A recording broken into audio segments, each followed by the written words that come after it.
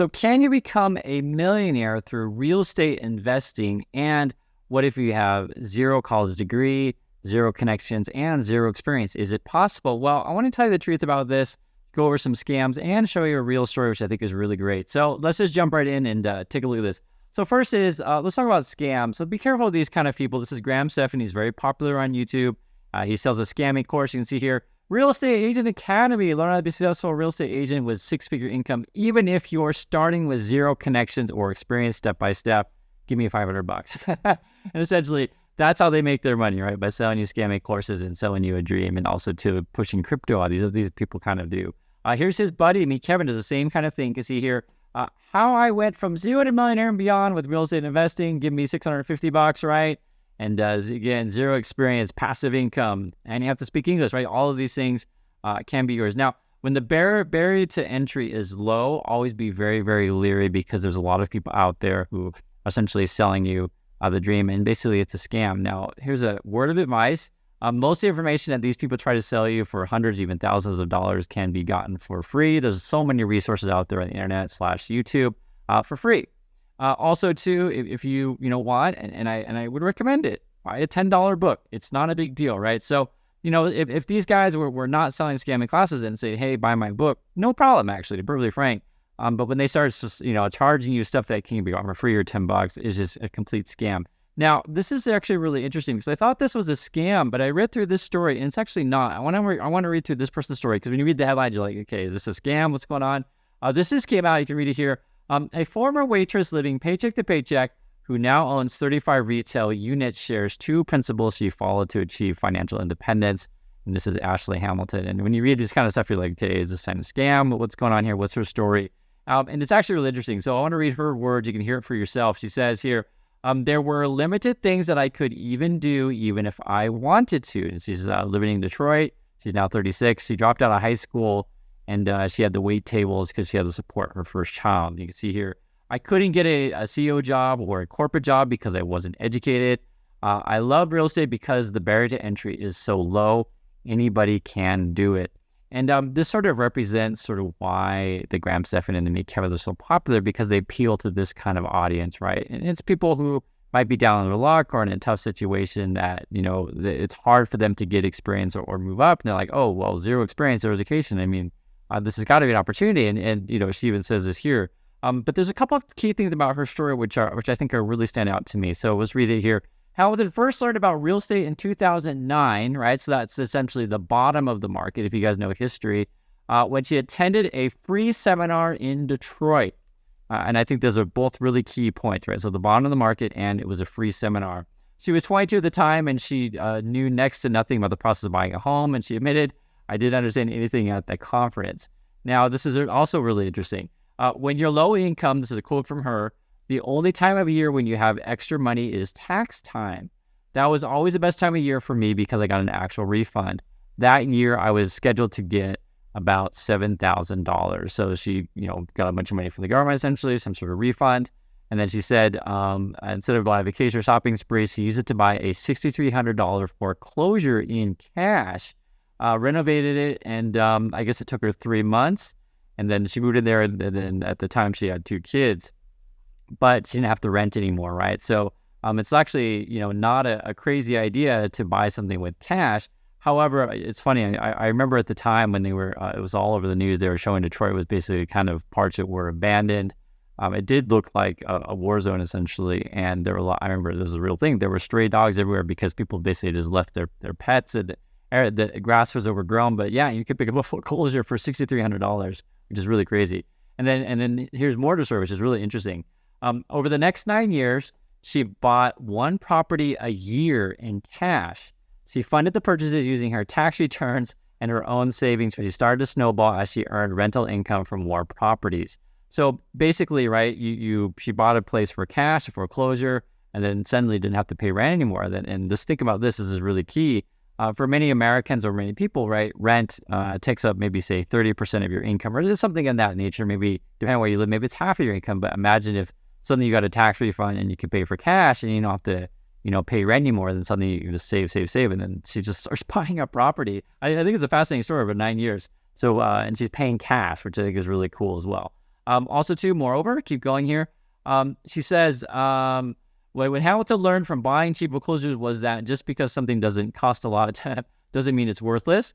A lot of people perceive low cost as not valuable. It was national news, and you could purchase properties in Detroit for $5,000, but nobody thought to do the research because they thought that a house was cheap and it was shambles or in a war zone. She says here, peel back the curtain and do a little bit of research.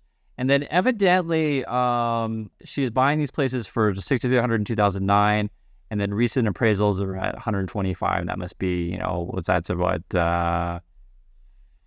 14 years from now, or ago. And then she's saying here she gets $9,000 in rental income. So that's not bad. And this is a really good example. And I think the key points are that she went to a free seminar. She didn't pay any for scamming classes. She's buying stuff for cash, and she's buying foreclosure, which is really interesting. Now, I don't want to imply that there's zero risk in real estate. There's clearly risk in this stuff, right? You have to refurbish it. Also, too, you could be stuck with a bunch of properties, and then you got to pay property tax if you can't find a renter. I think that's key. But she's paying cash, and I think this is important because I remember, if you guys, I don't know, it might have been a year ago already, but the Meet Kevin guy was looking for interns to, teach them the ropes of real estate investing. And basically he wanted to get a bunch of people who were zero paid and not pay them anything, and give them volunteer to help them, scam more people. And the one thing that really disturbed me, and I remember this, and I showed it to you guys before, it was like a year ago, he would have some of his, followers basically talk about how they, got a whole bunch of loans to buy their first properties, et cetera. And I'll thank Kevin for teaching me how to get loans.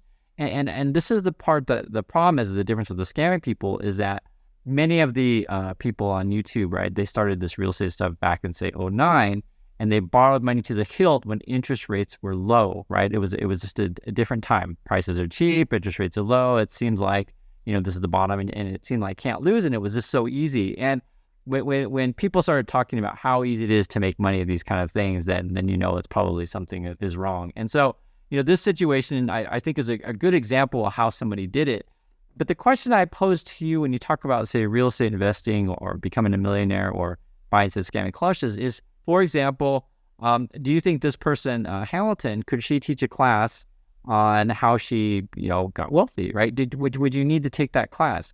I literally just told you her story right there. And this is sort of, if you understand, is part of the problem when you take the scamming classes is they're kind of like saying, hey, I'm going to teach you how to win the lottery. The reason why I say it in that way, because the way Hamilton's story is kind of like the lottery as well. It is a lot of these things is, right place, right time, you made the right decision, and frankly got a little bit lucky. Now, does that mean that she did a bad job? I'm not implying that at all, but I am implying that your situation will always be different than another person's situation, right?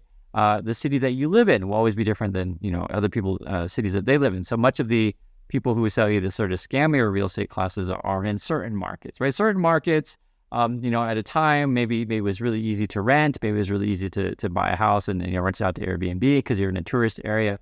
But if you're like in the middle of nowhere and you're in a rural area or suburban area, Airbnb may not be a thing, right? There's just not going to be people who are going to go there for one day and not. Like, for example, a simple example, let's say you're in a hot tourist spot like in New York City or Paris or London.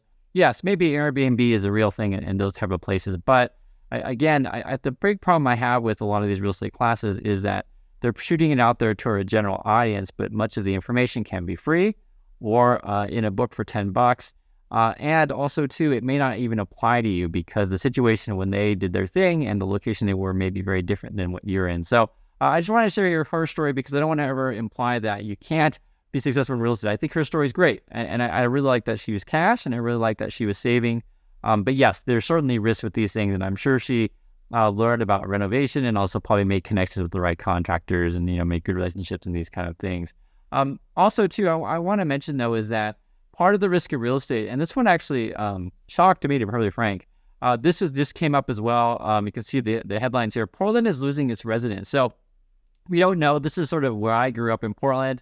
And evidently, I didn't know this, but the city is shrinking. They lost 3% of the population the last couple of years. And this is sort of, why I'm saying real estate is not without risks. Like, for example, I remember a time when it seemed like, you buy something in Portland and it just goes up.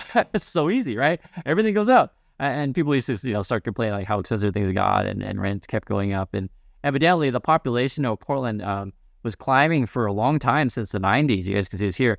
But we started to see some decline in the last couple of years by 3%.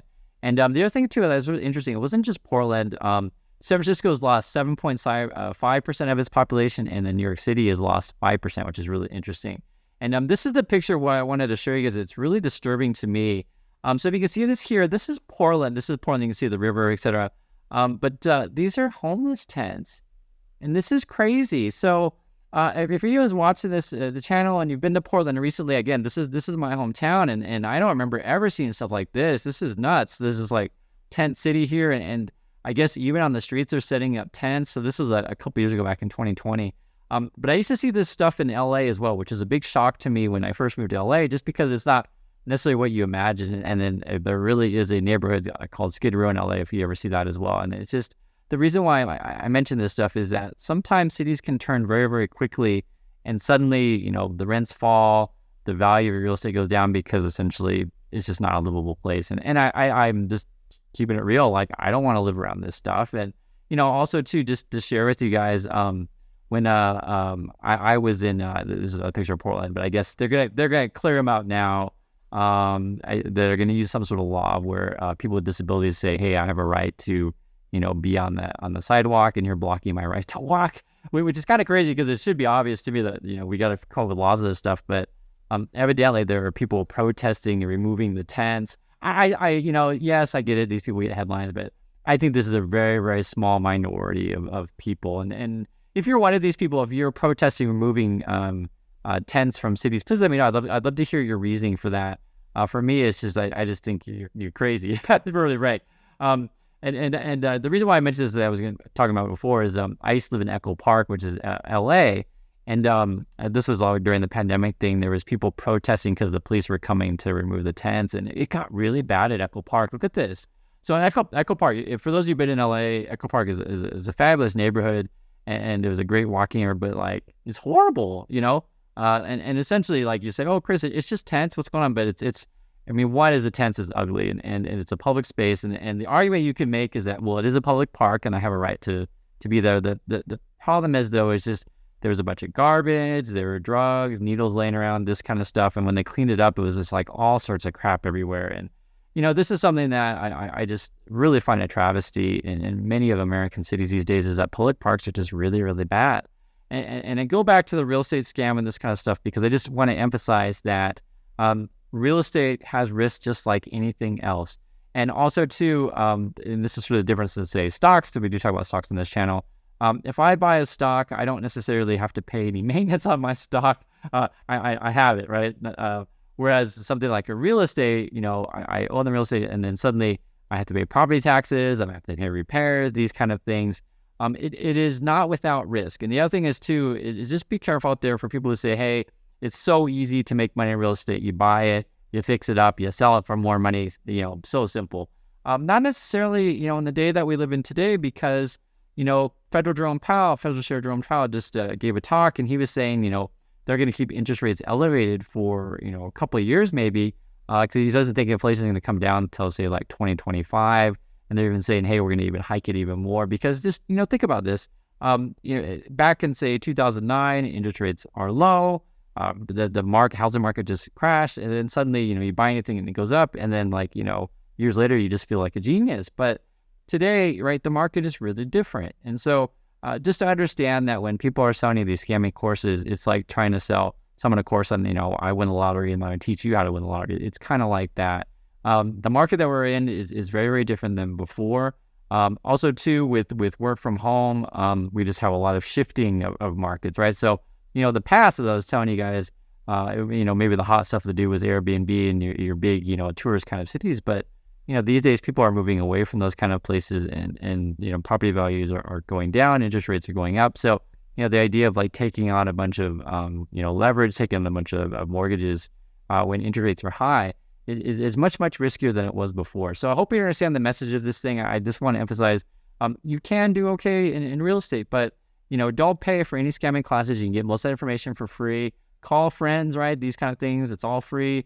Buy a $10 book, not free, but $10, not a big deal. but don't be paying hundreds of dollars or even $1,000 for scammy real estate classes. So I hope you understand my point of view on this one. And I'd love to hear your thoughts on the woman's story from Detroit.